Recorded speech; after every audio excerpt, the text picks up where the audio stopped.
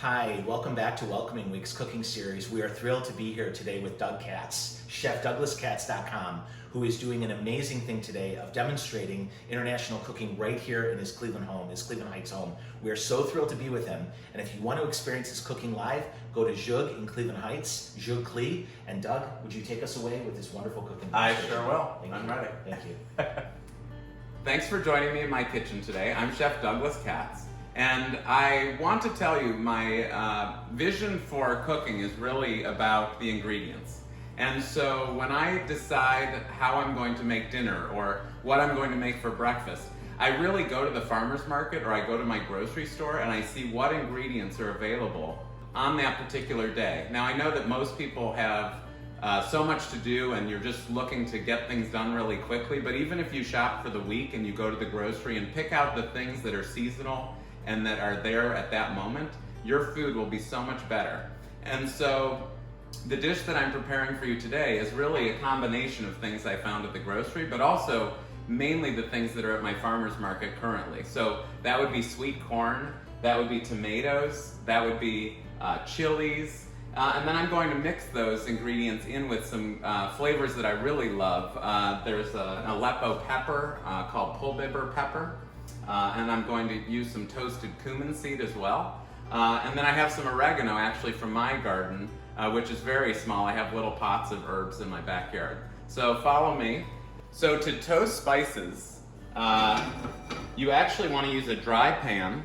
And this is about 2 to 3 teaspoons of whole cumin seed. And I toast them because you really get that really delicious toasty flavor of that spice. I think a lot of people don't like cumin because they use it raw or it's already pre-ground, and when it's sitting in your spice cabinet for 3 years, it doesn't really have much flavor, and the flavor it does have is just a little off-putting. So when you freshly toast your spices and you smell that aroma in your kitchen, you know it's sort of when you're toasting nuts, you know when they're done because they have this just really developed flavor. That's what you're trying to do with these spices, and you want to do it gently. You can take your pan off the stove and you just want to keep shaking that pan, and then you put it back on the stove, and these have already been toasting for about a minute, so I'm almost there, and you'll see a little bit of smoke come off of the spice, and at that point you want to just stop toasting. Once those are done, you get that great aroma. You should let those cool, because if you grind them while they're hot, you'll get steam and it'll moisten that spice and it'll just clump together. So let it cool completely before you grind them. So once the cumin seed has been cooled, I have this little mortar and pestle, which is a great tool. It has a coarse texture to it, and you just start grinding these in this little bowl. And you can smash them a little bit as well. And you just want to grind them until they're a nice, finely ground meal.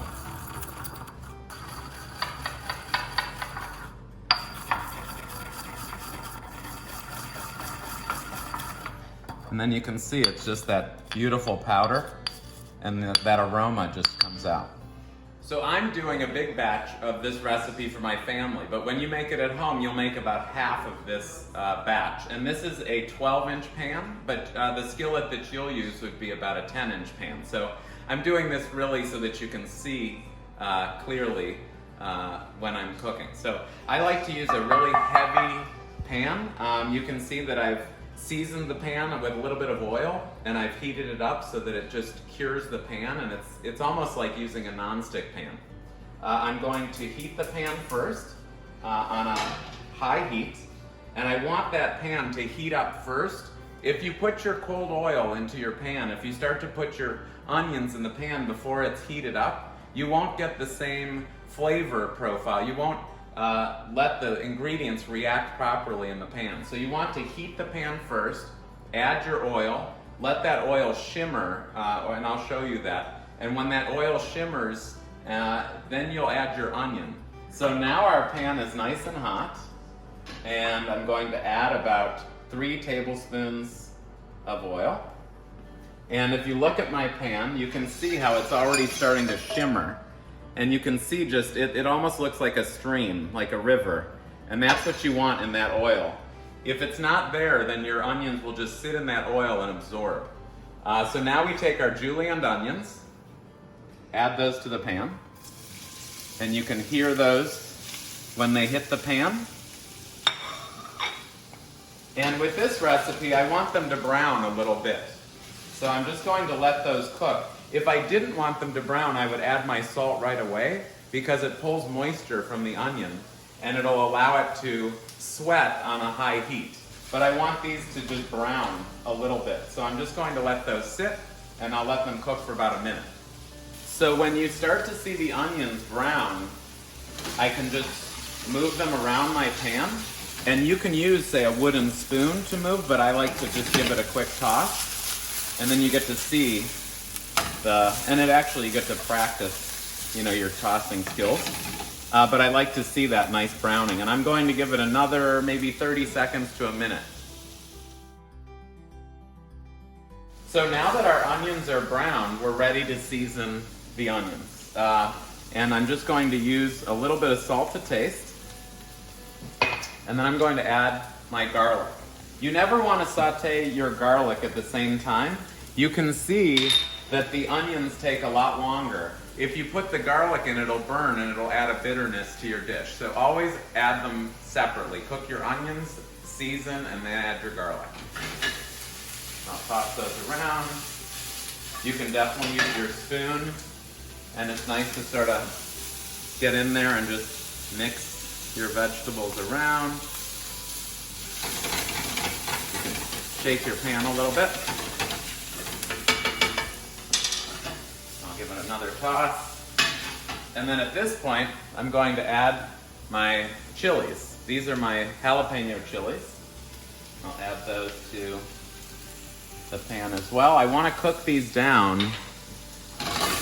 And what you'll notice here is the onions smell sweet when they're cooked. The garlic smells sweet when it's cooked.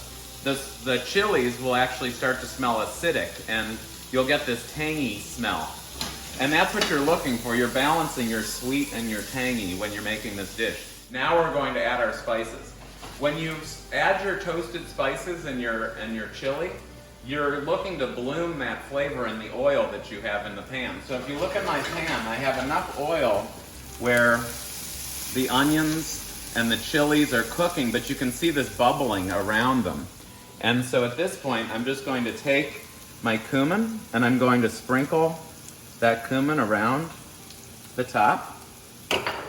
And I'm going to take my Aleppo pepper and I'm going to add that as well.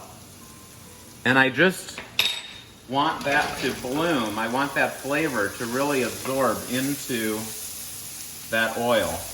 And that is going to give this dish just a great balance of flavor with that sweet corn.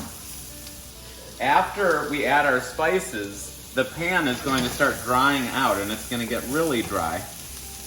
When it gets really dry, we want to add moisture back to the dish. So we're going to add some fresh tomato, which will add some of that moisture. And you'll start to hear that moisture hit the pan too. You'll hear that sizzle, and that'll start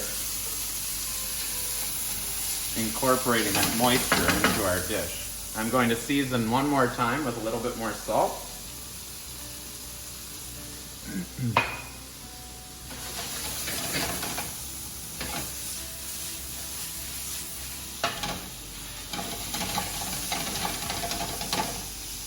So once we've cooked our vegetables down, you can see those tomatoes are breaking down as well.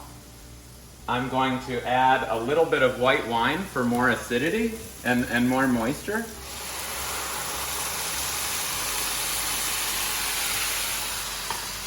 And this is just a dry white wine.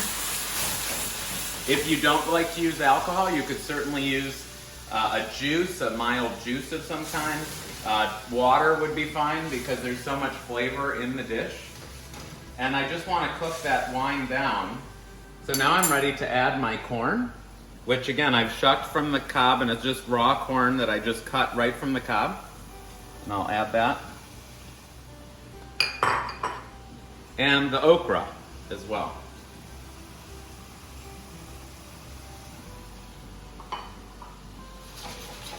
And at this point, there may be too many vegetables to toss, so I'm just going to incorporate that with my spoon. But if you feel up to it and you want to do that too, you can certainly incorporate by tossing your pan around, and we'll bring that up to a simmer. You can see that great color that we get from the spices and the cooked down onions and the corn. Once the corn turns nice and yellow and the okra has cooked down, I add a little bit of butter to finish, and I just want to let that butter melt on its own. So you can see that the butter is almost melted down. I'm just going to give it one last spoon. Let that melt completely. Give it a little taste. It's really good, but I think a little more acid, a little bit more would be great. And I just use a little bit of lemon juice. Fresh squeezed lemon juice. Don't use any jarred lemon juice. And I just add a little bit just to finish that. Turn off my heat. Give it a couple more stirs. And then we're ready to plate. And I'll just put all of that delicious flavor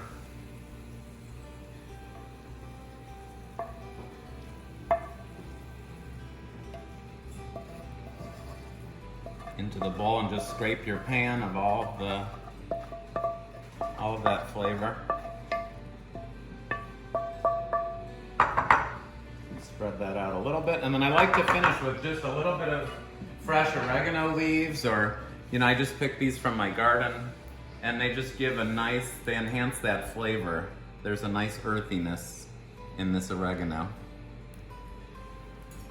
And that's our finished sweet corn dish.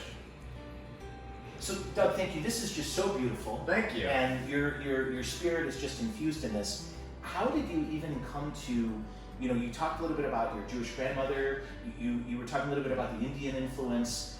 Could you talk a little bit about that and how this kind of came to be? Sure. So my love for, well, before I do that, should I be looking at you? No. You look at the camera. Yeah, I'll stand over here, so Okay. it's a little bit less awkward. So my love for food is really, it's all about ingredients, and I think even learning at culinary school, ingredients are first and most important. So in my experience, I tried to go to different places and learn about the food cultures in those places. I love traveling. When I opened my first restaurant, Fire, we had a tandoor oven, which is an Indian clay oven, which I had worked with in another restaurant that I had been lucky enough to work in. And we basically roasted meats and fish in a traditional American style, but using this great clay oven where you'd be able to build a fire every day. It was really fun, and a different element of the cooking process. What I would say though is we never felt the confidence to make Indian dishes in that oven. We just used it in the way that we knew how. Well, I was lucky when our kids were in preschool to meet an Indian family, and they had our first parent night at their house. And we went to their house and had the most amazing Northern Indian food. And I asked her if she would cook with me at Fire, do an Indian dinner for some guests. I told her about 20 people maybe. And she said, "Oh, I'd love to do that, but I've never cooked in a professional kitchen." I said, "Well, we have the staff and we'll do all the prep, and you just have to tell us what we should do and teach us." And she thought that was so great. And so she worked on all these prep lists and gave us all of this prep to do. And we, over 3 days, transformed our American kitchen into this Indian kitchen. And we toasted and ground spices and did all these things. A little backstory, I told her it was about 20 people. When we went to sell the dinner, it was 120 people. Oh. And over the years, we did 6 of them and sold them out every time. Wow. But she really taught me how to develop flavor in dishes, how to make dishes that were really traditional Indian. She was so specific and detailed with how much of this spice you put and how much of this, and it was just amazing to see. And if you can imagine drinking 12 cups of coffee, that's what the feeling was after we were done, the experience was you were just in euphoria, just like, smelling all the spices and transforming this kitchen into this really traditional Indian cooking. So that experience gave me a little bit of confidence to explore over the years, and so we explored with Indian dishes, we explored with Moroccan dishes, with Latin dishes, and over the years I gained more confidence, and I even launched a company called Fire Spice Company where we would toast and grind spices and we would put them in boxes with recipes for people to be able to experience this in their own home kitchen. And so that launched. And after that, I decided, why not launch some ethnic, restaurants in my style, which were certainly a fusion. I wasn't pretending to know how to make authentic Indian dishes or how to make authentic Middle Eastern dishes, but I had a passion for it. So we launched Zhug in November of 2019, after a great trip to Israel, after exploring Morocco, after going to Spain. We really came back with such great inspiration, and we created a menu of small plates where people could share and eat food in the way that I really love to eat food. And it was successful from the start. Unfortunately, last March we had to shut down, but we reopened in April, and it's been just great. And now we're going to launch 2 other concepts. One's an Indian fusion concept called Amba. I should go back. Zhug is a Serrano chili chutney that you put on food, and to me, the chutneys that I learned about in India are the things that enhance your dishes. Without the chutneys, the dishes are amazing, but the chutneys bring it over the top and just give you this amazing flavor. So my restaurants are named after those flavor elements. So Zhug is the Serrano chili chutney, and Amba is a pickled mango chutney.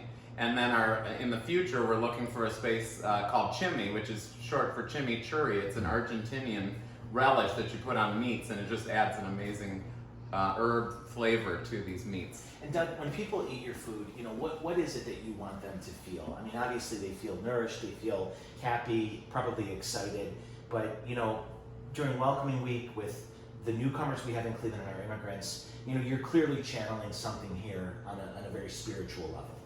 So to me, I just love food and I love connecting with people. I'm an extrovert. I love talking to people and learning about their culture and what they like about food. And so when I create a dish, I want it to be a dish that they remember and that they can experience and feel some sort of nurturing from. And I think all the food that I like to eat is food that is made with love and made with great flavor. You can taste whether it's fresh ingredients, whether it's been made with love when you eat it, and that's what I want to give to people. And it's just like we both talked about, when you go to someone's house, you usually don't go empty-handed. No. You give them a bottle of wine or some chocolates or something that you've made, and this is just something that I feel I can give to people in my restaurants. And if I've done that, then I feel so proud at the end of the day.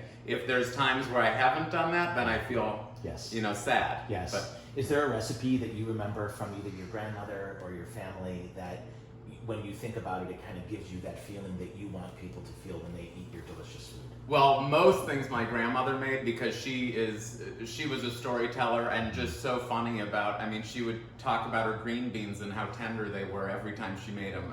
But really her chocolate cake is our family favorite, and she would she'd make it in the same pan. You were not allowed to make it in a different pan. It was this metal pan, and she would line it with foil, and she would bake it, and then she'd make her frosting with instant espresso, and it was the most delicious. Just you could take a fork and just eat it out of the pan, but it was so light and moist. And again, we would sit at the table for 20 minutes talking about how light and moist this one was, and how different it was from the last one that was light and moist. So right, that's wonderful. And how if you were to make this in your restaurant, you would serve this in these and yes. So I actually why don't you try some? I would just put this. I would serve it probably with a great grilled meat or a great fish. If something sautéed shrimp would be great. You mentioned earlier like feta or goat cheese as well. Yes, so it would be delicious with even a piece of eggplant on top, just a crusted eggplant. But I would love it with goat cheese or some sort of nice strong cheese that you could it would make a delicious meal that way, so I'm going to get to it. There should be a word they invent in cooking shows when the chef starts to plate and the person that he's serving it to is just standing there. And like when it turns minutes into hours, and they're like, "Oh, that's really interesting. That's really interesting." Torture.